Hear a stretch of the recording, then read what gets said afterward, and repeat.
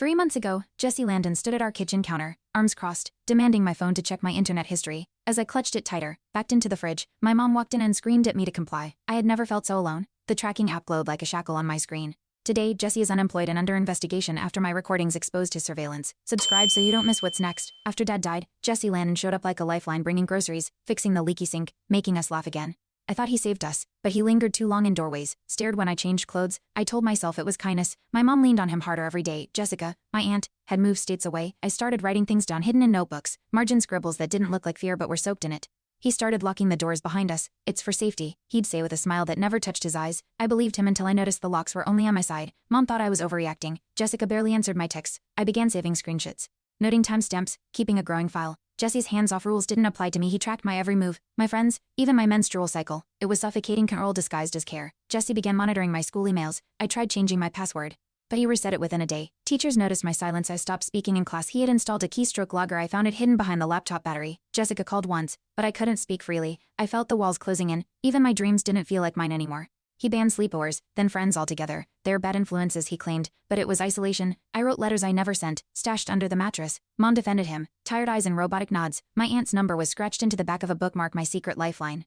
I stopped laughing, I stopped singing. Each goodbye to a friend felt like a funeral. He installed cameras in the hallway, then upgraded the router to monitor my Wi-Fi activity. I tested it, pulled up random sites, and he confronted me within minutes. My room felt radioactive.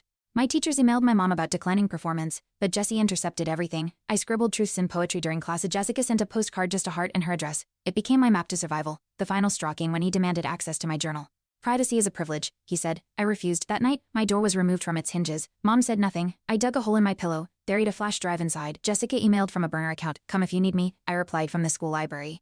Heart beat loud as thunder. I met Jessica at the public library, sliding the flash drive into her palm. We sat between rows of biographies, her fingers trembling. Jesse had tracked my location, showed up minutes later, shouting in the parking lot, but Jessica had already hit send to KSBS.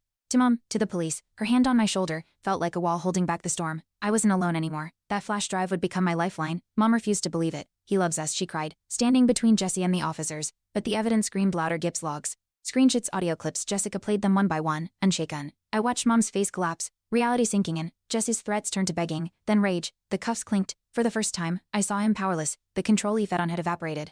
Exposed under courthouse fluorescent lights at the hearing, Jesse's lawyer called me emotional and confused. I read aloud from my journal anyway. The room fell silent. My heartbeat echoed in my ears as I listed every restriction, every manipulated message. Every time I doubted my own sanity. The judge leaned forward. Jessica squeezed my hand. I felt something break. His narrative, not mine. He couldn't twist this. My words, once buried, now carried weight and consequence. Court adjourned, but the story didn't end.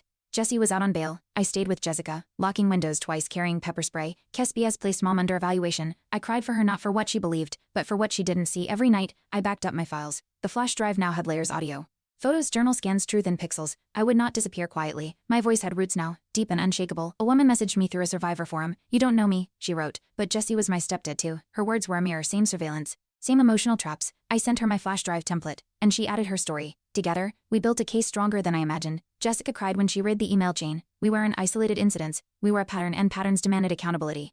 Jesse's past had just resurfaced. Another woman reached out, Sarah, Jesse's ex-wife. He erased me too, she said. She had court records, emails, even footage from a nanny cam. It showed him tracking her daughter's phone in real time. My stomach turned. Jessica helped connect her to our lawyer.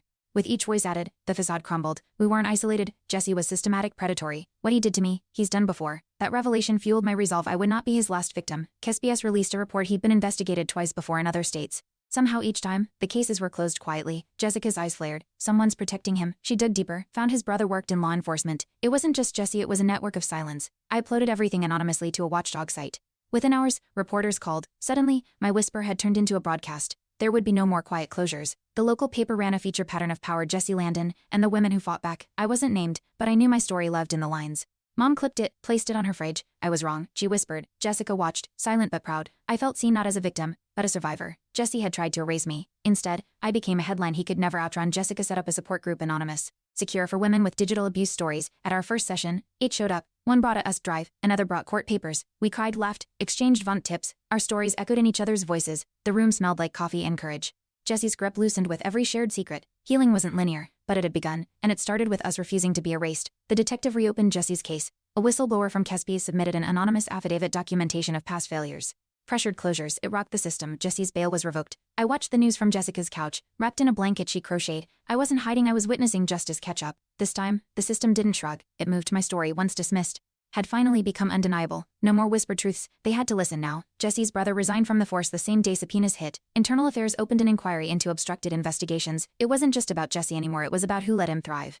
My inbox overflowed with stories from girls who never spoke up before. Jessica organized legal aid. I helped build a website, a timeline, resources, anonymized entries. Our silence had been his shield. Now our stories became his undoing. The site got over 10,000 views in 3 days. Survivors messaged from across the country. One sent a screenshot, Jesse applying for a new job, under a different name. We flagged it. Within hours, her had his background pulled. Jessica called it digital vigilante work. I called it protection. I watched the site's numbers rise.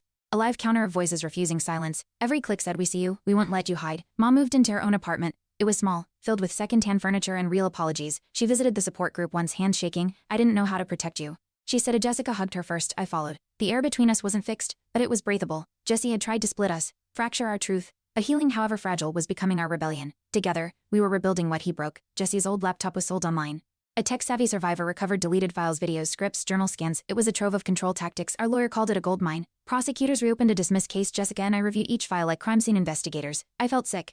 Empowered, raw. We weren't just reacting anymore, we were dismantling his tools. His own paranoia became our blueprint for exposure. Every file was a nail in his digital coffin. Jessica got a call. One of Jesse's former coworkers filed a harassment report from years back. She had dismissed it, thinking no one would believe her. Now she joined our group. Her testimony matched ours word for word. I felt a shiver. He didn't just hurt us, he patterned it. The courtroom wasn't just for me anymore. We were witnesses, warriors, and each new voice turned his silence into a scream he couldn't mute. A hacker group offered to archive our evidence, encrypted, decentralized. Jessica hesitated. I agreed. They built a mere network, impervious to takedowns. Jesse's reach was no longer ours to fear. Each new upload made him smaller. My voice, once silenced, echoed in systems he couldn't touch. I wasn't tech-savvy, but I learned fast. This wasn't revenge. It was defense. It was protection. It was survival dressed in code. We had built a firewall from our pain. A local legislator contacted us. "Would you testify?" she asked. Jessica nodded before I could answer. The room where I'd once whispered secrets now held my testimony. Every tactic, every escape, every scar. Lawmakers listened. One woman wept. My voice filled the chamber, not as trauma porn, but as truth with teeth. They drafted a digital coercion bill. Jesse's control would help prevent the next predator. Our pain was transforming into policy and power. News broke. Jesse's trial would be public. Cameras, reporters. I wore the dress Jessica bought me, deep blue, grounded. He avoided my eyes the entire time. Prosecutors read my journal entries aloud. His face twitched at each word. I didn't flinch. I sat tall, spine iron straight. He couldn't rewrite this. The courtroom wasn't a stage for him anymore. It was ours, and I was no longer a footnote in his narrative. I was the author. Verdict day. The courtroom buzzed. Guilty on multiple counts: digital coercion, stalking, emotional abuse. Jesse didn't speak. I didn't need him to. Jessica squeezed my hand. Reporters asked for a quote. I said, "Believe the quiet ones. We're louder than you think." Later, I burned the last notebook I'd hidden, ashes rising like defiance. The judge called my testimony unshakable. Jesse was led away. For the first time, his shadow didn't follow me out. After the sentencing, our group held a bonfire. Survivors brought tokens, burned screenshots, old SIM cards. One girl torched her locked diary. We danced, we cried, laughter spilled into the night. The air smelled of smoke and reclamation. Jessica played guitar. I read a passage from my final journal. He tried to erase me, but I wrote louder. We weren't just healing, we were creating something indestructible. Our truth no longer needed permission to exist. A year later, I stood at a college orientation table, psychology major, advocacy minor. My name tag read Raven Whitaker, survivor advocate. A girl approached quietly. "I saw your story. You helped me leave." I hugged her.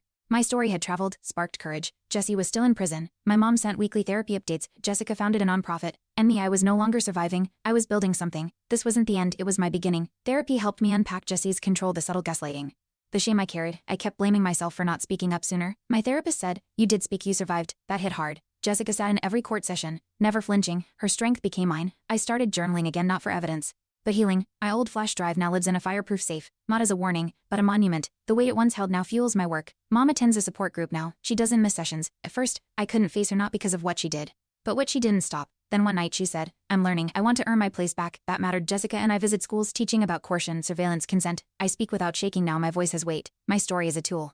I tell girls, document. You're not crazy. You're not alone. Sometimes I walk past the old house. It looks smaller now. I don't go in. I don't need to. Healing isn't linear. Some days still ache, but I've built something stronger. My room at Jessica's is filled with advocacy posters and late-night snacks. My inbox holds thank you messages, not surveillance alerts. My story, once buried, has bloomed into a movement. Every scar, every notebook scribble, it all led here. I wasn't erased. I was rewritten by my own hand. Jesse was sentenced to 15 years without parole. The judge cited digital coercion as a growing threat. Jessica cried in court. I didn't. I just exhaled. My flash drive was entered into evidence, a symbol of defiance. Mom started volunteering with advocacy groups. Our fractured family found new ground. The courtroom applause wasn't loud, but it echoed justice didn't fix everything. But it closed a chapter I never thought would end. I spoke at a university panel, Digital Abuse and the Fight for Autonomy. My story, once a secret, now lit a room of strangers. I saw heads nodding, phones recording. Afterward, a girl pressed a note into my hand. You helped me leave. That's when I knew this wasn't just survival, it was legacy. Jesse tried to erase me. Instead, I became someone others could find themselves in. That's the opposite of silence. That's impact. On my 21st birthday, Jessica gave me a locket. Inside was a microchip, the original flash drive. Cleaned empty. You own your story now, she said. I wore it like armor. No longer evidence, just a symbol. My past didn't vanish, but it no longer caged me. I was writing new chapters in peace, in power. Jesse may have tried to erase me, but I rewrote every line, and this time, I kept the pen. Thanks for watching. Hit subscribe to check out more stories on my channel.